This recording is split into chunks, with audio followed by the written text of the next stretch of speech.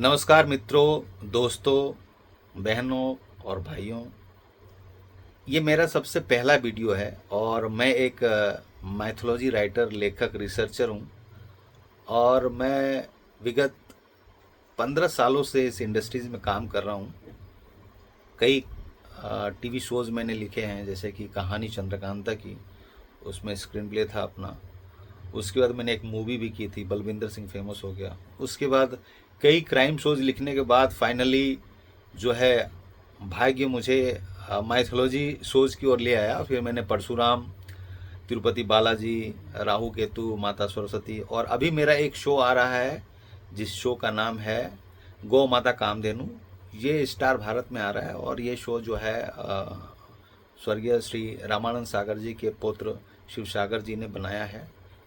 हम लोगों ने साथ में काम किया और ये शो करने में बहुत मज़ा आया। इसमें स्क्रीन प्ले मैंने लिखा है। उनके साथ मैं और कई शोज़ कर रहा हूँ, रामायण भी कर रहा हूँ और बहुत सारे शोज़ों में लिख रहा हूँ। इसके अलावा एक और कामधेनु फिल्म के उस पर मैंने संवाद में कुछ करेक्शन किए जो काम आया था बाहर से। तो माइथोलॉजी का काम चलता रहता है और मैं इसमें research, story, screenplay, dialogue करते रहता हूँ। और भी कुछ प्रोजेक्ट है जो मैं करता हूँ। सोचा, मन में आया कि बहुत सारे लोग वीडियोस बनाते हैं, रिसर्च की बातें करते हैं, तो मेरा तो यही काम है और रहा है शुरू से कम 15-16 सालों से रहा है। लेकिन मैंने कभी वीडियो नहीं बनाया यूट्यूब में और ये मेरा सबसे पहला वीडियो है। और मैं पढ़ता हूँ तो सोचा कि कुछ बातें शेयर करूँ। तो कुछ ज्ञान मुझे लगता है बांटना चाहिए, बांटने से ज्ञान भी बढ़ता है। बहुत सारी चीज़ें हैं और बहुत सारी चीज़ें मैं पढ़ता रहता हूँ, तो मुझे अच्छा लगता है कि मैं शेयर करूँ। बहुत सारी ऐसी चीज़ें हैं, जैसे कि आज मैं काम कर रहा था तो पढ़ रहा था कि भाई समझिए कि हमारे सनातन संस्कृति में सबसे पहले लेखक कौन हुए होंगे। हमारे सनातन संस्कृति जो है पौराणिक, वो हैं महर्षि वेद व्यास जी।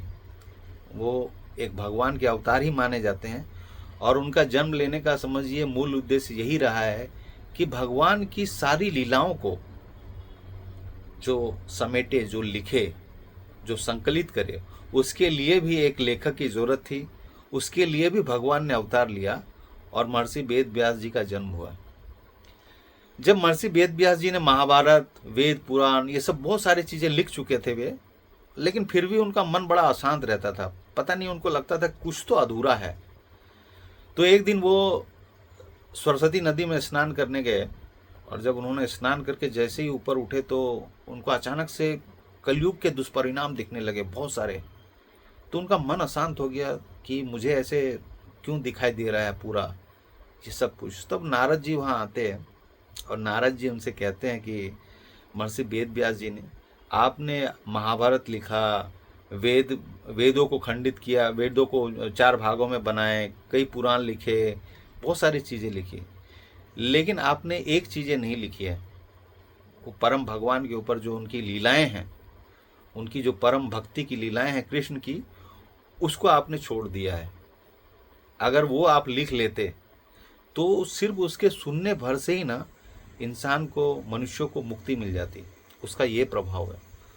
तो नारद जी ने, जब वेद व्यास जी की जिज्ञासा बढ़ी तो नारद जी ने उन्हें अपनी एक श्राप वाली कथा सुना दी कि मुझे भी भाई एक बार ना ब्रह्मदेव से श्राप मिल गया था और मैंने कैसे कैसे मुक्ति पाई थी, वो उसकी कहानी के बारे में उसको जिज्ञासा होती है अपना वेद व्यास जी को। तो वो कहानी बताते हैं कि जब ब्रह्मदेव ने सृष्टि का निर्माण किया था तो उनके मन से कई पुत्रों की उत्पत्ति हुई थी, तो वो मानस पुत्र कहलाए थे ब्रह्मदेव के। तो ब्रह्मदेव ने बोला, भाई मैंने सृष्टि का निर्माण तो किया है, अब इसको चलायमान रखने के लिए, मैथुनी सृष्टि के लिए मैं चाहता हूँ कि सभी मेरे मानस पुत्रों का विवाह हो जाए, वो लोग विवाह करें। लेकिन नारद जी ने मना कर दिया, बोला भाई मुझे शादी विवाह के पचड़े में पड़ना ही नहीं है, मुझे विवाह करनी ही नहीं है। तो वो तो भाग निकले वहाँ से। भागने लगे तो ब्रह्मा जी ने उन्हें रोकते हुए श्राप दे दिया कि तुम भागते हो, मेरी बात नहीं मानते, जाओ मैं तुम्हें श्राप देता हूँ कि तुम एक दासी के पुत्र के रूप में भूलोक में जन्मोगे। तो ऐसे ही हुआ, नारद जी को अभिशाप लग गया ब्रह्मा जी का और वो जो है वहाँ एक दासी के गर्भ से जन्म लेते हैं भूलोक में। और उनको उनकी मुक्ति का जो बताया था मार्ग, बाद में ब्रह्मा जी ने बताया था कि जब तुम 100 ब्राह्मणों का जूठा खाओगे तो तुम्हें उस शाप से मुक्ति मिलेगी। तो बचपन में ये नारद, जो बाल नारद है, छोटे नारद, तो जन्म तो ले लिया, तो उनको याद था सब कुछ कि मुझे मुक्ति कैसे मिलेगी। तो ये चुपके से घर से निकलते थे, और दासी के पुत्र थे तो इधर उधर जाते थे, और बगल बगल में ही कुछ ब्राह्मणों का टोला था वहाँ, तो वो लोग जो खा के पत्तल फेंकते थे तो ये पहुँच जाते थे बाल नारद, उनको उठाकर चुपके से खाते थे। तो कभी कभी इनको बड़ा डाउट होता था, इनके घर वालों को, उनकी नानी थी, इनकी माँ थी, कि ये बच्चा घर में खाता क्यों नहीं, खाते वक्त ही भाग जाता है। तो ये बाल नारद जाते थे और बस वो पत्तल ढूंढते थे, जूठा भोजन ढूंढते थे, कौन ब्राह्मणों का मिल जाए। तो ऐसे बहुत बहुत उनको कष्ट झेलना पड़ा।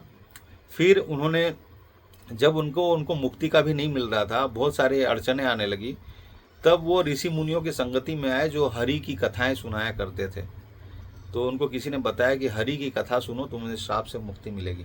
तो वो उन्होंने कीर्तन में जाने लगे, हरि की कथा, कृष्ण की कथाएं सुनने लगे। तो सुनते सुनते फिर अचानक उनकी मुक्ति हुई उस चीज़ से। तो वही जब ये कथा जो है, जब एक्चुअली परीक्षित जो है, जो परीक्षित में जब उनको शाप मिल गया था एक ऋषि पुत्र से कि तुम्हें तक्षक काट लेगा, डस लेगा, तो अपने जीवन के अंतिम दिनों में जब वो मरने वाले थे, उनको जीवन और मृत्यु का भेद पता चल गया कि कुछ है नहीं, तो वे अपने राजमहल छोड़ के सब आ गए थे यहाँ अपना गंगा किनारे, और वहीं बस गए थे। तो फिर उनको वेद व्यास जी के जो पुत्र हैं सुखदेव मुनि जी, वो मिले और उनको जीवन की मुक्ति का एक मार्ग बताने के लिए उन्होंने भागवत कथा उनको सुनाई उस वक्त। तो भागवत कथा उन्होंने पूछा कि ये एक्चुअली भागवत कथा है क्या, और इसको सुनने से क्या इसका लाभ मिलता है, क्यों सुनना चाहिए। तो वो शुरू से कथा बताते हैं कि कैसे वेद व्यास जी ने इसकी रचना की। जब नारद जी ने कहा था, वो बहुत आसान थे, उन्होंने ऐसी बहुत सारी चीज़ें तो लिख डाली थी, महाभारत, वेद पुराण, लेकिन वे आसान थे और उनको कलयुग का बड़ा बार बार वो दिख रहा था। तभी नारद जी ने उनको आइडिया दिया था, विचार दिया था कि आप श्री कृष्ण की जो लीलाएं हैं, जो उनकी भक्ति है, उसके लिए आप अलग से लिखिए, तब आपको उनका प्रताप मिलेगा, आपको उनका आशीर्वाद मिलेगा, और इससे लोगों को मुक्ति भी मिलेगा जी सिर्फ सुनने मात्र से। तो भागवत कथा का जो महत्व है, वो सिर्फ सुनने मात्र से मनुष्य को सभी पापों से मुक्ति मिल जाती है। इसका इतना तेज, इतना प्रभाव है, इसका इतना बड़ा लाभ है। क्योंकि वेद व्यास जी ने महाभारत और पुराण ये सब तो लिख दिए थे, लेकिन कृष्ण की जो संपूर्ण कथाएं, बाल लीलाएं, उनकी भक्ति की रस, भक्ति की कथाएं, उनके चमत्कार और सब कुछ, परम अवतार, उनसे जितनी भी जुड़ी हुई चीज़ थे, उन्होंने वेद व्यास जी ने अलग से नहीं लिखा था। वो नारद जी के कहने पे उन्होंने वो कार्य शुरू किया, और उन्होंने भागवत कथा की एक पूरी अलग ही बना दी जो श्री कृष्ण की लीलाओं से जुड़ी हुई थी। तो बाद में वही सुखदेव मुनि जो है अपने परीक्षित को सुनाते हैं, जब उनका जीवन के अंतिम क्षण थे, तो वो सुनाते हैं उनकी कहानी, और उनकी मुक्ति मिलती है। हालांकि उनको तक्षक तो डस लेता है, जैसे कि उनको शाप मिला था। बाद में आगे और भी कहानी है उनकी कि जन्मजय कैसे बदला लेता है, सर्प यज्ञ करता है, सभी सांपों को मारने की कोशिश करता है। तो बाद में इसके और बहुत आगे और भी कहानी। तो फिलहाल मैं बता रहा था कि हमारे सनातन संस्कृति में जो सबसे पहले लेखक माने गए वो महर्षि वेद व्यास जी हैं, भगवान वेद व्यास जी हैं। और उन्होंने जितने अपने वेदों की रचना की, अपने महाभारत लिखे, उसके बाद नारद जी के कहने पर उन्होंने भागवतम, जो श्रीमद् भागवत की रचना की, जिसका सुफल, जिसका मतलब फल ऐसा मिलता है कि अगर आप उनकी कथाएं सुनते हैं, भगवान कृष्ण की कथाएं, तो आप सभी पापों से आपको उसी वक्त जो है वो मुक्ति मिल जाती है। तो ये प्रताप है भगवान की कथाएं सुनने का। तो मुझे लगा कि आज मैं लिख रहा था इसी पे, अब कुछ एक नए शो पे काम कर रहा हूँ, तो मुझे लगा कि जो मैं लिखूँ कुछ ऐसी जानकारी मिले तो मैं आपके साथ शेयर करूं, शायद आपको अच्छा लगे।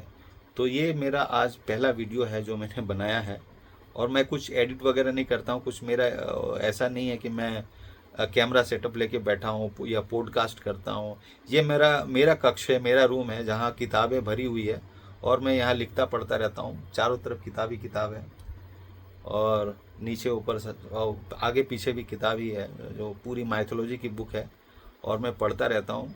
हफ्ते में कमरे से निकल पाता हूँ, क्योंकि 2-4 प्रोजेक्ट है जो लिखने के काम आते रहते हैं, और मैं लिखता रहता हूँ, यहाँ काम करता रहता हूँ बैठ के।